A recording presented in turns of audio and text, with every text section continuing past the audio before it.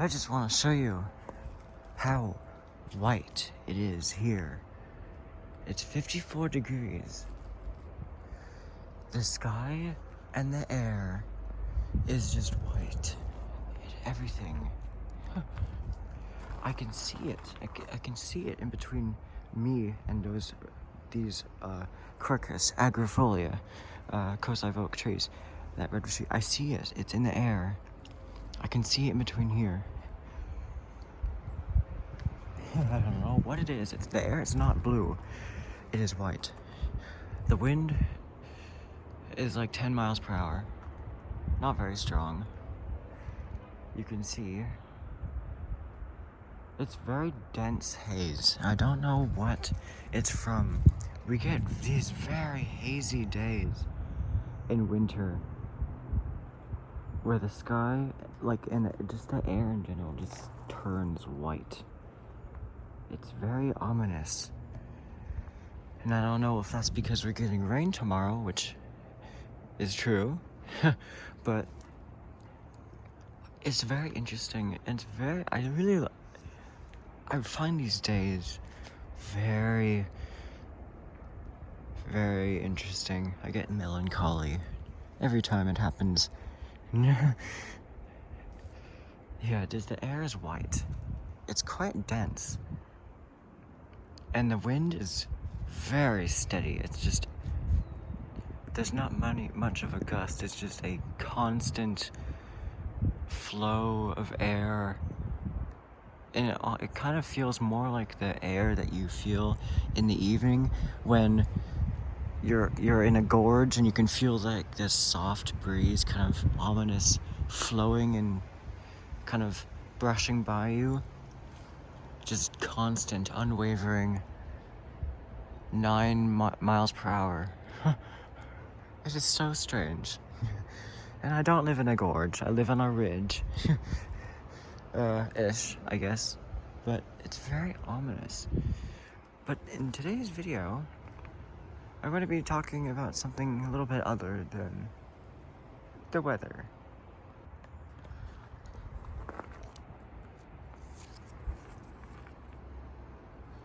Hello everyone, welcome to the Watch Poplars. Today is the last day of astronomical autumn, and it is actually nowhere near the end of seasonal autumn, and I'll tell you that because, I mean, sure, you've seen the willows in the creek, and they were almost defoliating themselves. However, I have the same species of willow growing as a cutting in my backyard, and I don't know, it's probably not the microclimate, but it's still growing. And it's still growing and flexible. I could probably pick this off, like it's soft enough like that. Still growing. It's getting fall colors.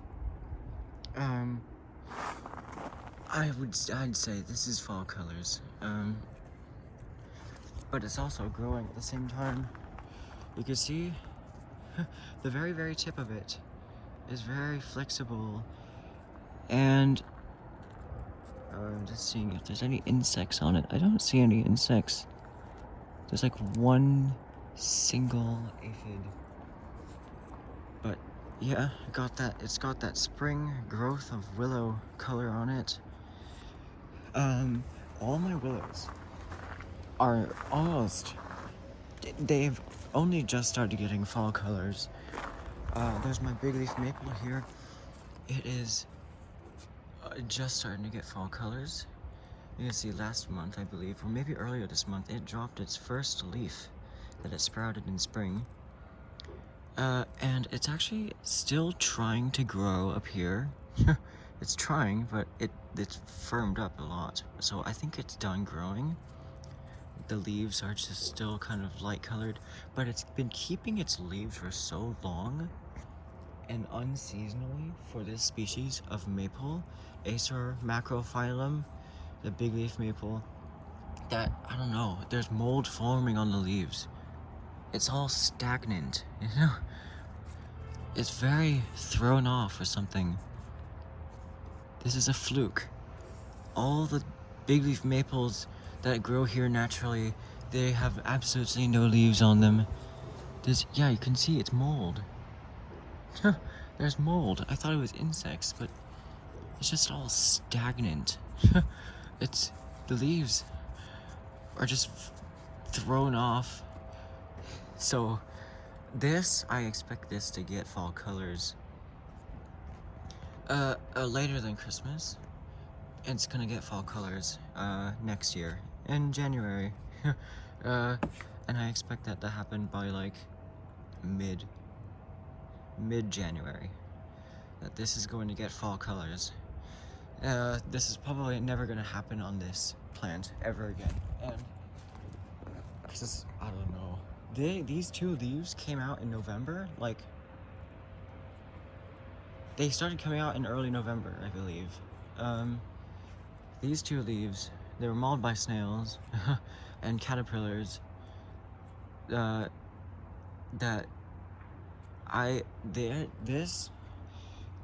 least for this winter, it's going to act like a semi-evergreen maple, which oh god, I don't even think there's a such thing as an evergreen or semi-evergreen maple. But this has just been thrown off schedule insanely.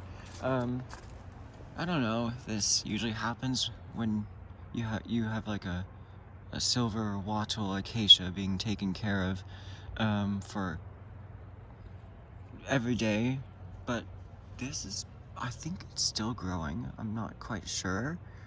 I'm gonna test the flexibility. So that's quite rigid. It's a bit more flexible. This is a bit more flexible. I think it's just short of being tender enough to pick off with my finger like that. But I think it is actually still growing. It does feel a bit tender here.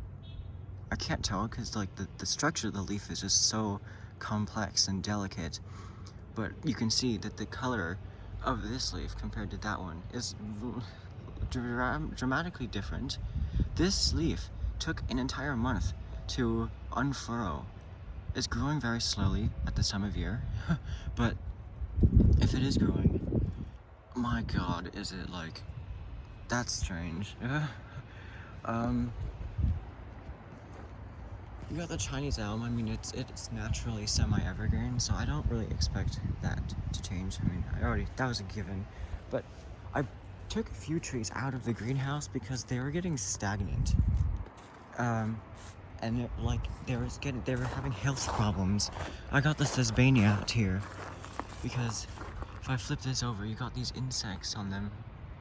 These black little insects, and then you can see this leaf just fell off when I took it out of the greenhouse.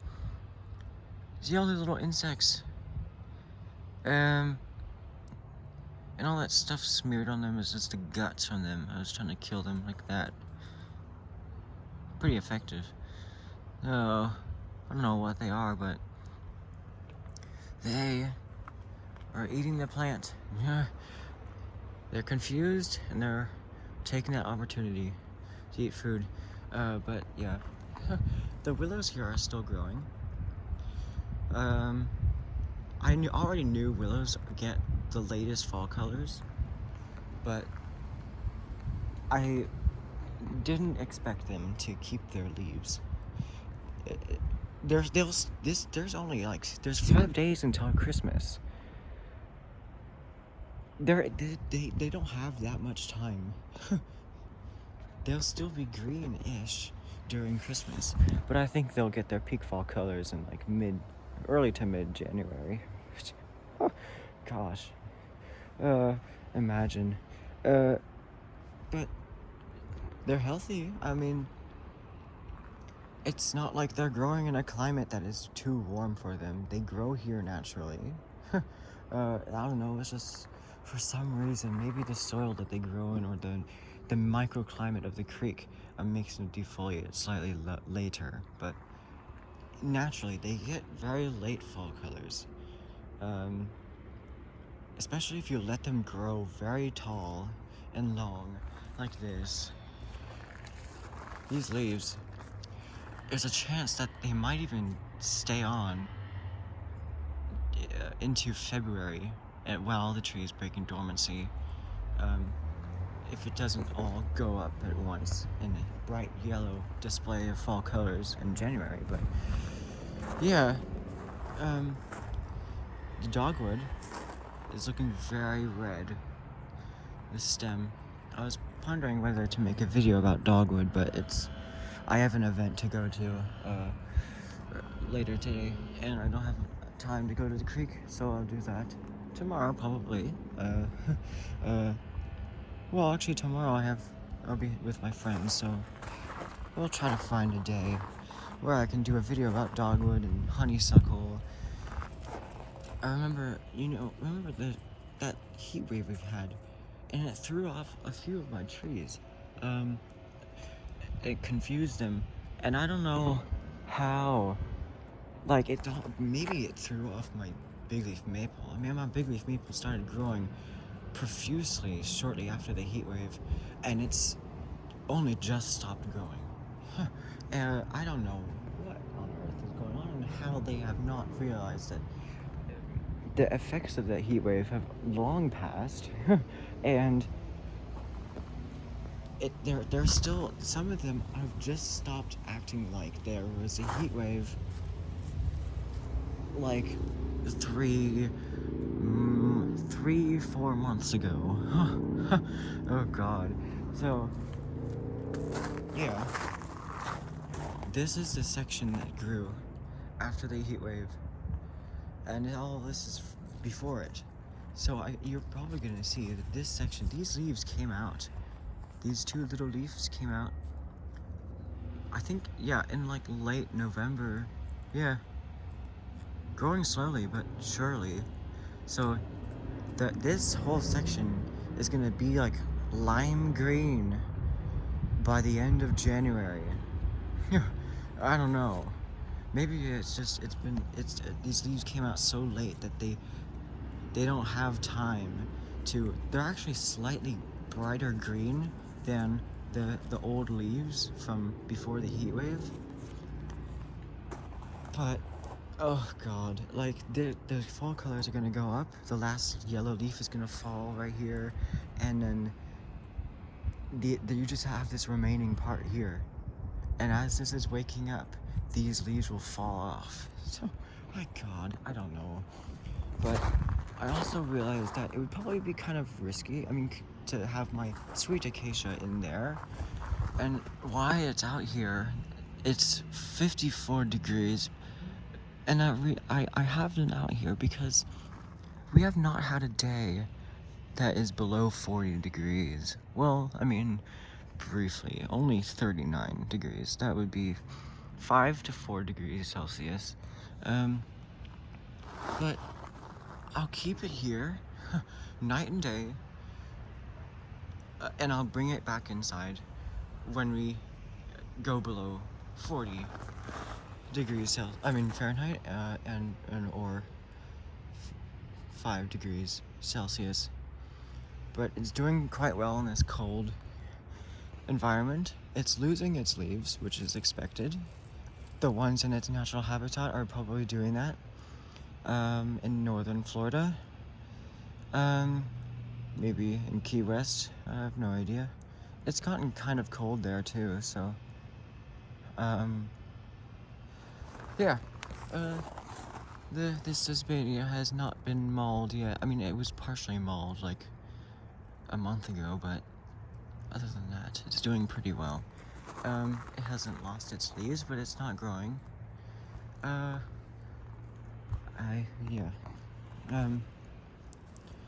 The blackberry is semi-evergreen, and throughout the winter, after its main display of fall colors that went up from here to here,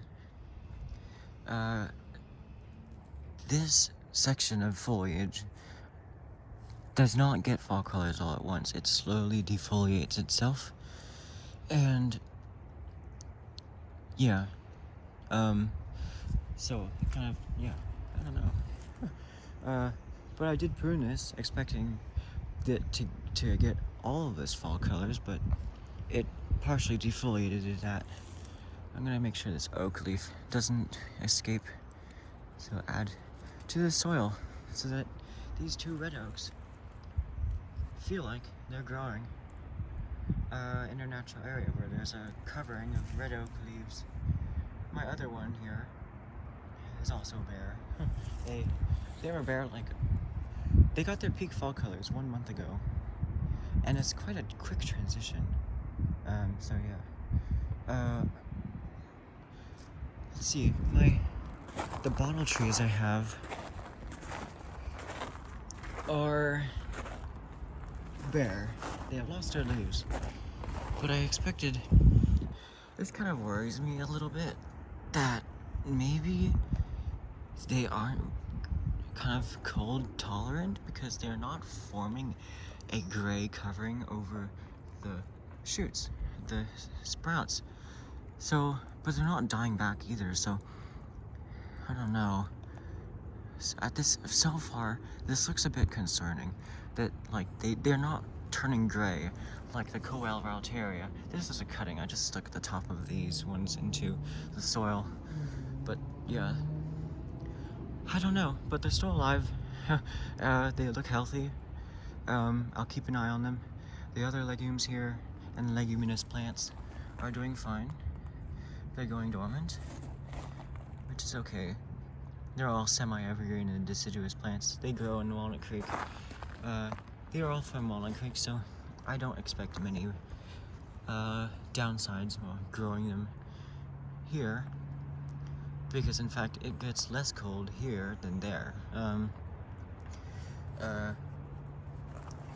So yeah, it's strange.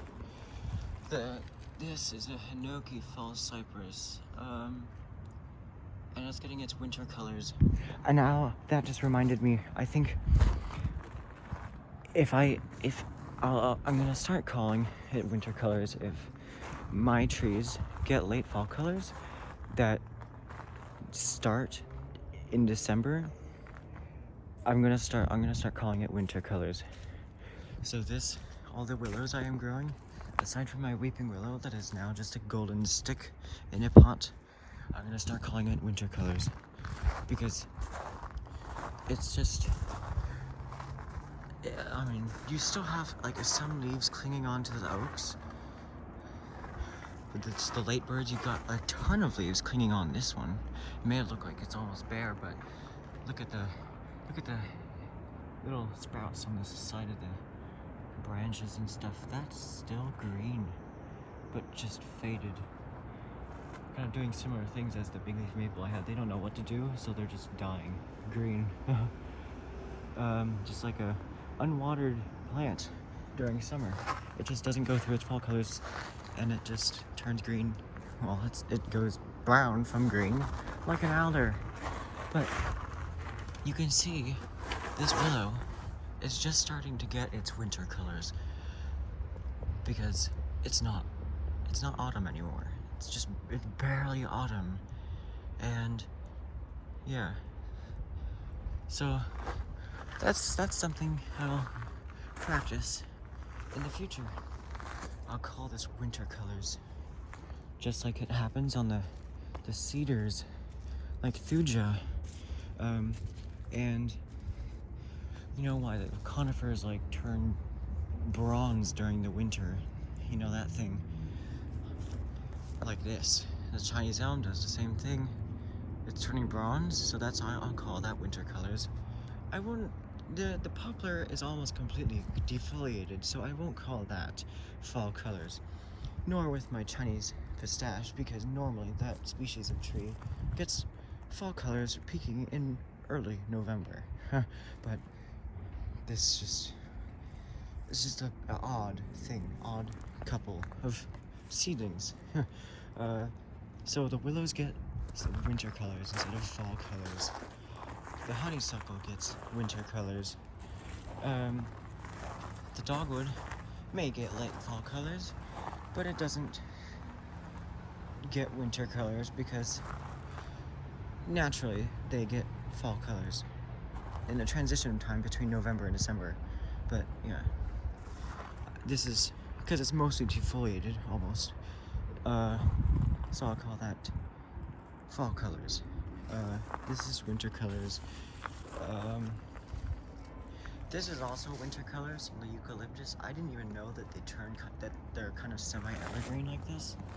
But all these red leaves will fall off. That one fell off naturally. All this pile of green and white leaves is just leaves from the pruning, and I decided to put them around them so that they have the contents in the soil as if they're growing in a forest of eucalyptus.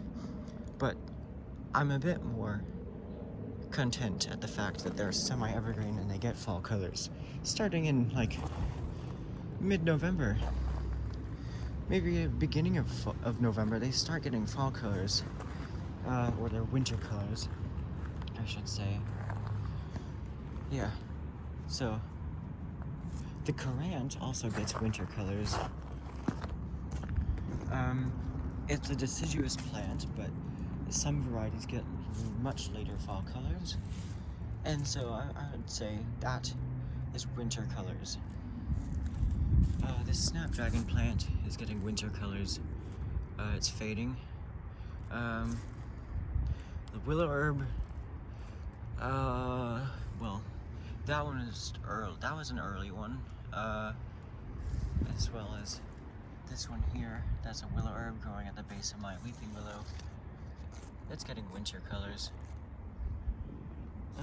I think this euphorbia is looking a bit more purple than it was in the summer when it was kind of greener.